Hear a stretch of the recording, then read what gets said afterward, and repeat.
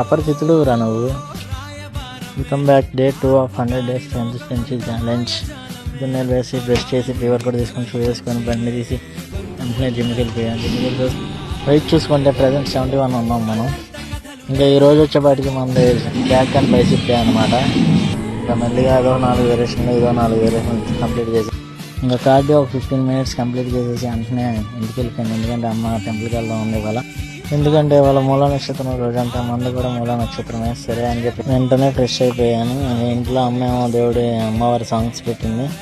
నేను రెడీ అయిపోయి వెంటనే గుడికి బయలుదేరిపోయాం.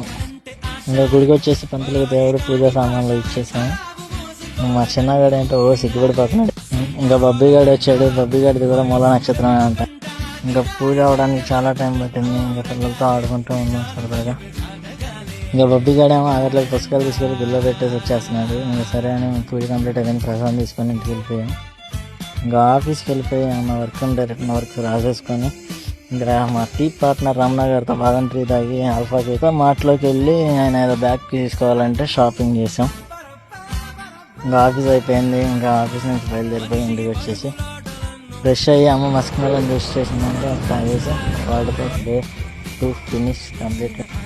వీడియో నచ్చితే లైక్ కొట్టు, నచ్చకపోయినా లైక్ కొట్టు. ఓకే మా ఉంటా, బాయ్.